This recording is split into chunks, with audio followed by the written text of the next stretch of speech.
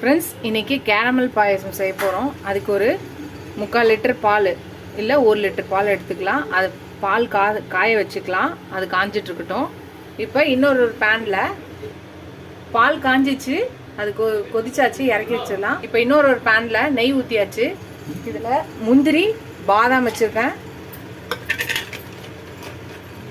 கொஞ்சம் திராட்சை, இது எல்லாத்தையும் நல்லா வறுத்துக்கலாம். முந்திரி திராட்சை எல்லாம் வறுத்தாச்சு. இது ஒரு இதில் எடுத்து வச்சிடலாம், ஒரு கிண்ணத்தில். இப்போ இதுலேயே நம்ம சேமியாவை வறுத்துக்கலாம். நான் வந்து 1 கப்பு சேமியா போட்டிருக்கேன். இதை இந்த நெய்லேயே நல்லா வறுத்துக்கலாம். சேமியா வறுத்தாச்சு. இப்போ நம்ம எந்த கப்பில் சேமியா எடுத்தோமோ அதில் 1 கப்பு தண்ணி ஊற்றிக்கலாம். இந்த சேமியா வேகட்டும். இந்த சேமியா வேகிறதுக்குள்ளே நம்ம சுகர் கேரமல் பண்ணிக்கலாம். இதில் இன்னொரு கிண்ணம் எடுத்து வச்சுக்கலாம். இப்போ 1 கப்பு சுகர் எடுத்துக்கலாம், சர்க்கரை. நீங்கள் எந்த கப்பில் நீங்கள் சேமியா எடுத்தீங்களோ அந்த கப்பில் 1 கப்பு சர்க்கரை எடுத்துக்கலாம்.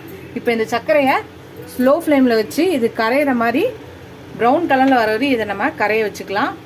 சர்க்கரை பார்த்தீங்கன்னா கொஞ்சம் கொஞ்சமாக கரையுது. இதை நம்ம நல்லா எல்லாம் கரையிற வரையும் நம்ம இது பண்ணிக்கலாம்.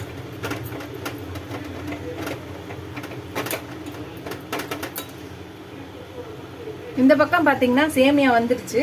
இப்போ என்ன பண்ணலாம், நம்ம காய்ச்சி வச்சிருக்கோம் இல்லையா, அதுலேருந்து 1 கப்பு பாலை ஊற்றி இந்த பாலில் இந்த சேமியாவை வேக விடலாம். இது திருப்பியும் இந்த பாலில் வேகட்டும். பார்த்தீங்கன்னா சர்க்கரை எல்லாம் கரைஞ்சிருச்சு. இப்போ நம்ம காய்ச்சி வச்சோம் இல்லையா பால், இப்போ இதில் கொஞ்சம் கொஞ்சமாக ஊற்றலாம். பாலை வந்து கொஞ்சம் கொஞ்சமாக ஊற்றி இந்த சர்க்கரை பாகில் கலக்கலாம்.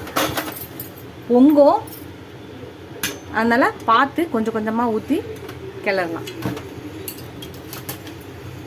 நம்ம பால் எல்லாத்தையும் நம்ம இது பண்ணியாச்சு. இப்போ எடுத்து ஓரமாக வச்சிடலாம். இந்த சேமியா எல்லாம் வெந்துடுச்சு. இப்போ நம்ம எடுத்து வச்சிருக்க இந்த சர்க்கரை பாகு பால் எல்லாத்தையும் இதில் ஊற்றிடலாம். ஏலக்காய் தூள் நசுக்கி வச்சிருக்க போட்டுக்கலாம். வறுத்து வச்சிருக்க முந்திரி திராட்சையும் போட்டுக்கலாம். அவ்வளோதான், நம்மளோட கேரமல் பாயசம், கேரமல் சேமியா பாயசம் ரெடி ஆயிடுச்சு. நீங்களும் ட்ரை பண்ணி பாருங்கள். ட்ரை பண்ணி பார்த்துட்டு எப்படி இருக்குன்னு சொல்லுங்கள். ஃபஸ்ட் டைம் என் சேனலை பார்க்குறவங்க சப்ஸ்கிரைப் பண்ணிட்டு பாருங்கள். ஃபுல் வீடியோ பாருங்கள். உங்கள் ஃப்ரெண்ட்ஸ்க்கு இந்த சேனலை ஷேர் பண்ணி சப்ஸ்கிரைப் பண்ண சொல்லுங்கள். அவ்வளோதான், நம்மளோட கேரமல் சேமியா பாயசம் ரெடி ஆயிடுச்சு. நீங்களும் இந்த ரெசிபியை ட்ரை பண்ணி பாருங்கள். ட்ரை பண்ணி பார்த்து எப்படி இருக்குன்னு சொல்லுங்கள்.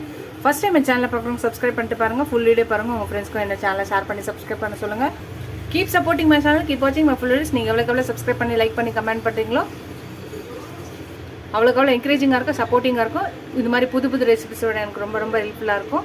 இதோட அடுத்த வீடியோவில் அடுத்த ரெசிபியில் பார்க்கலாம். Tata, bye bye friends.